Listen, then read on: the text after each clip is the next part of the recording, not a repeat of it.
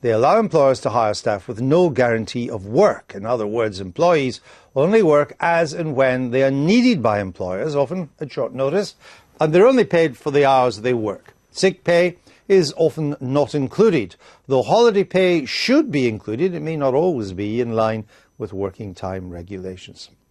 There's some dispute over how many workers are on these contracts. The Office for National Statistics says it's around 250,000 workers, but the Chartered Institute of Personnel and Development estimates the real number is more than 1 million.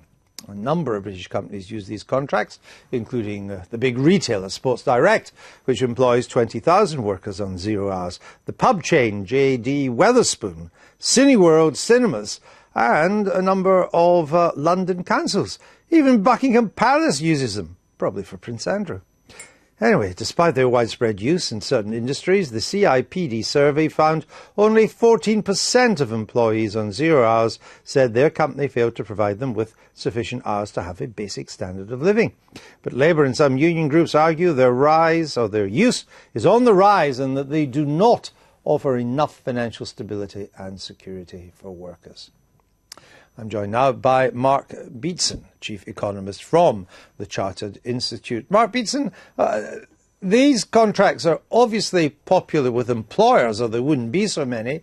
Are they popular with employees too? They'll be popular with some employees, because one of the features of them, of course, is that, in principle at least, they allow people to turn down the offer of work. And that can suit people who perhaps want to work periodically. For example, a student might want to work 60 hours one week, but then perhaps they've got an essay the next week and they'd want to turn all work down. So for some people, that variability will be a good thing rather than a bad thing. Are they on the rise? Probably. Our research didn't actually look at the past trends. The Office for National Statistics data suggests that they've been increasing over the last 5 or 6 years. I think it's probably the case that they are increasing. All right. Mr. Miliband says he doesn't want to ban the 0 hour contracts outright, but he wants to buy some kinds of contracts. Would that work? I think a lot there depends upon the detail. It's quite difficult often to define what these practices are and turn them into sort of workable law.